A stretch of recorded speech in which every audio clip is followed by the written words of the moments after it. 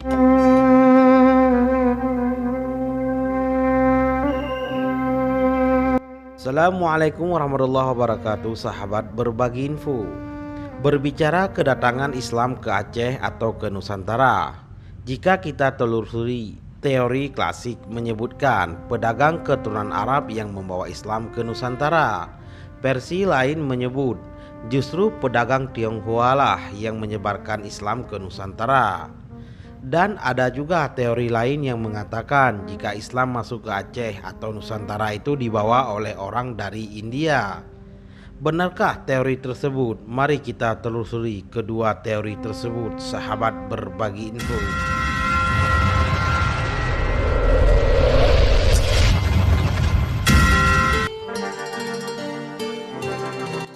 Sahabat berbagi info, Islam telah sampai ke negeri Cina sejak zaman Khalifah Utsman bin Affan, ketika beliau mengutus seorang sahabat Nabi yang bernama Sa'ad bin Abi Waqqas ke sana untuk menyebarkan agama Islam di negeri Cina yang luas itu. Pada zaman pemerintahan Bani Umayyah, Khalifah Al-Walid telah mengirim pasukannya ke Jepang dan negeri Cina. Pemimpin pasukan tersebut telah menghadap Raja Cina dan berunding dengannya. Menurut catatan Cina, pada abad ke-9, banyak penduduk di sebelah selatan Cina, khususnya Yunan, telah memeluk Islam.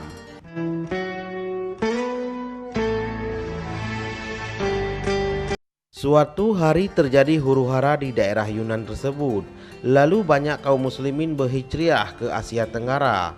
Di antara mereka ada yang menetap di Champa, Kamboja, dan ada juga yang menetap di negeri pantai timur tanah Melayu.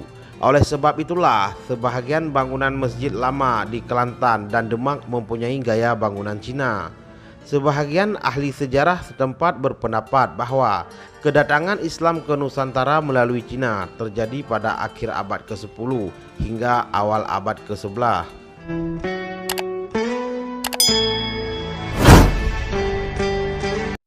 Saudara mutuah, sebelum kebangkitan Kerajaan Malaka, keberadaan Islam terbatas di pelabuhan sekitar Sumatera. Bukti kehadiran Islam di kawasan pelabuhan ini termasuk catatan pada 1292 Masehi oleh Marco Polo mengenai negeri-negeri Samudra Pasai dan Perlak yang memakai sistem pemerintahan Islam, serta batu nisan seorang raja Samudra Pasai yang meninggal dunia pada tahun 1297 Masehi yang bernama Islam Malik Al-Saleh. Penduduk di sekitar pelabuhan ini yang pertama memeluk Islam di Asia Tenggara. Di antara sebab masuk Islamnya para penduduk ini karena jarak kawasan tersebut jauh dari pengaruh kerajaan Hindu Majapahit serta hubungan dagang yang lama antara kawasan ini dengan pedagang Muslim India.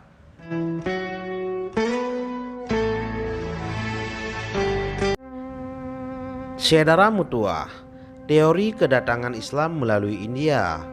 Hubungan India dengan beberapa negara di Nusantara telah lama terjalin. Pada abad ke-13 Masehi, ketika kerajaan Islam di Arab menguasai bagian barat dan timur India, mereka menjadikan Gujarat sebagai pangkalan penting, bukan saja sebagai pelabuhan, namun sebagai pusat perhubungan antara timur dengan barat.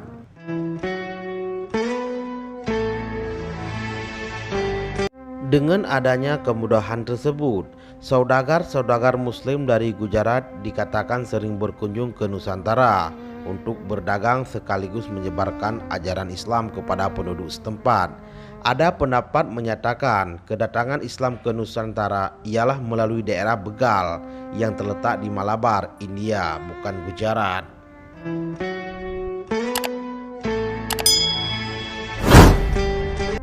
Bengal jatuh ke tangan umat Islam pada abad ke-13 Masehi, lalu dijadikan pusat pengkajian dan penyebaran ajaran Islam di India. Sebahagian besar pelajar yang lulus di pusat pengkajian tersebut merantau ke Nusantara untuk mengembangkan ajaran Islam bermazhab Syafi'i.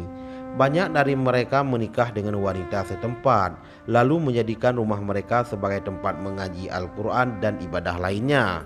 Sekian dan terima kasih. Wallahu a'lamu bissawab. Wassalam.